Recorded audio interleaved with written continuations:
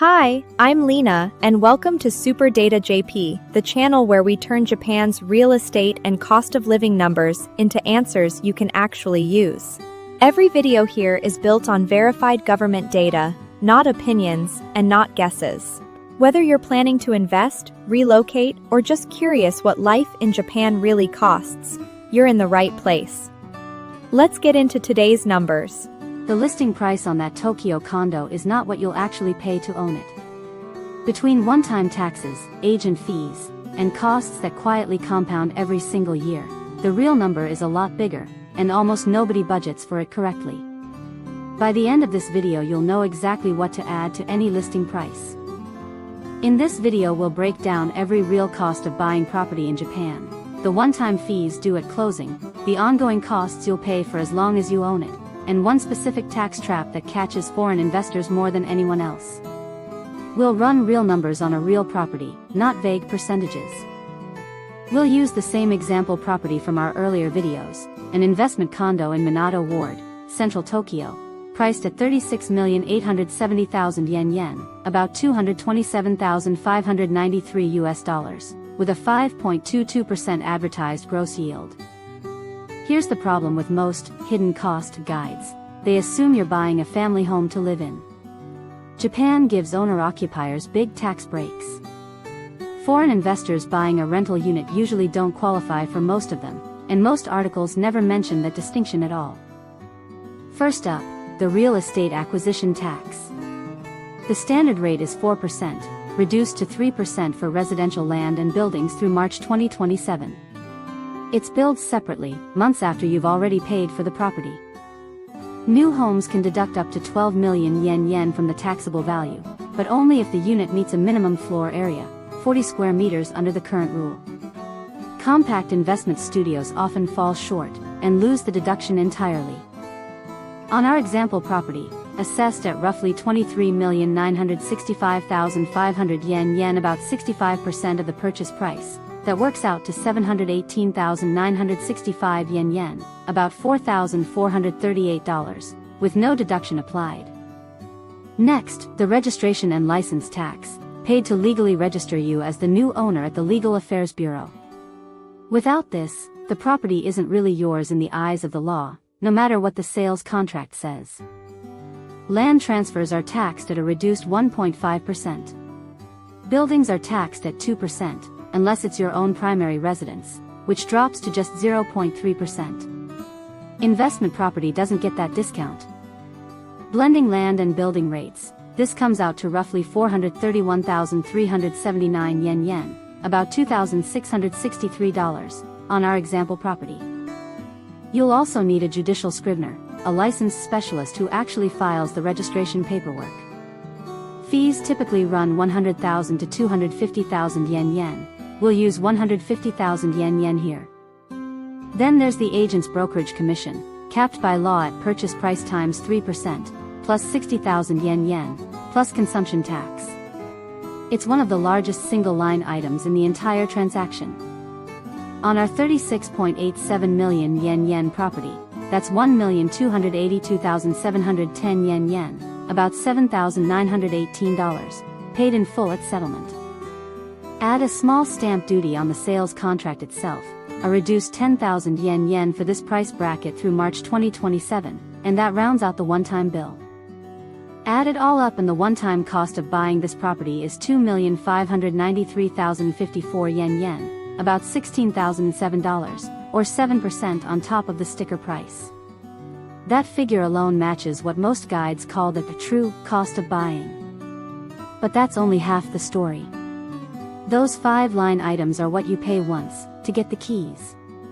What almost nobody calculates is what happens every year after that. Add fire and earthquake insurance too.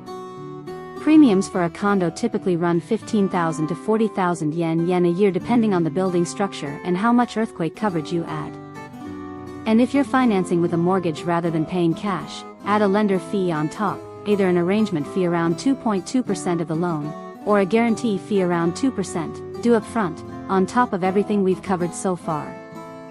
Every property owner in Japan pays fixed asset tax, a standard 1.4% of the assessed value, every single year, for as long as you own the property. There's no opt-out.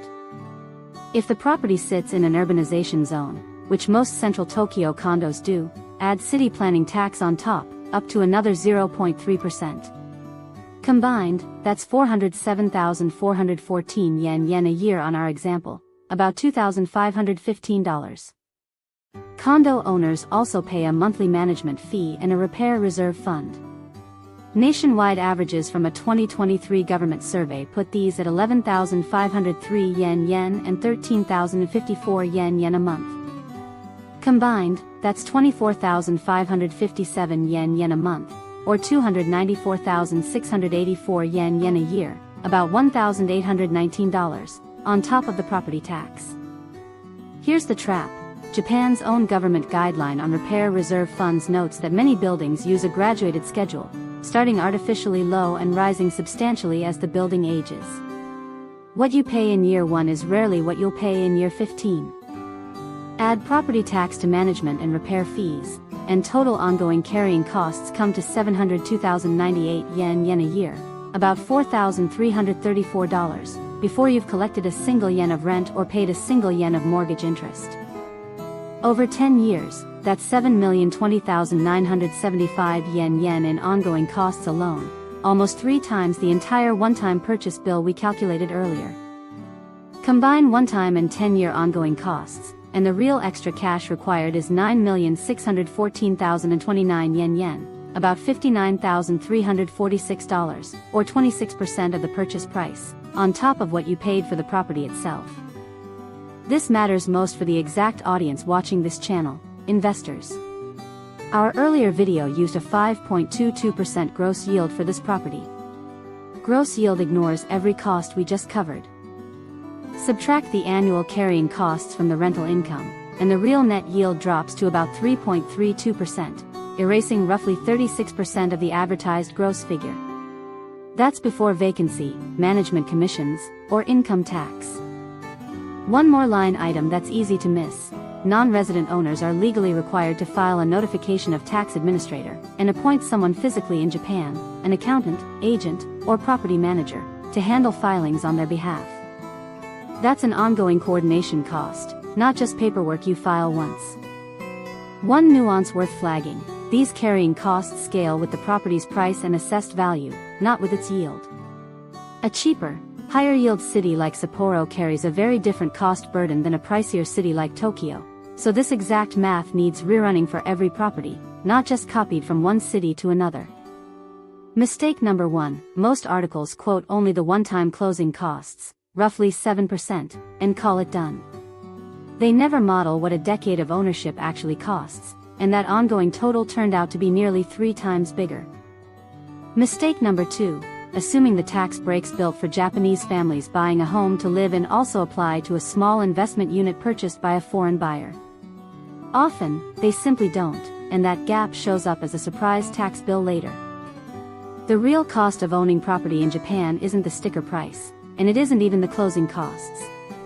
It's the sticker price, plus roughly 7% upfront, plus carrying costs that quietly erode over a third of your advertised yield, year after year, for as long as you hold the property.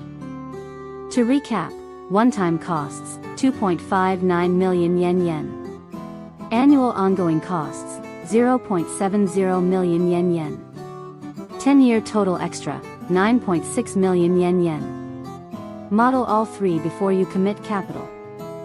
If you want the full breakdown on yields across Japanese cities, or the complete buy versus rent math for Tokyo, we've covered both in earlier videos on this channel, including Sapporo's 10.07% yield and Nagoya's 7.58%. That's the real math behind the hidden costs of buying property in Japan. Subscribe for more data-driven breakdowns of Japan's real estate market. And that's today's breakdown.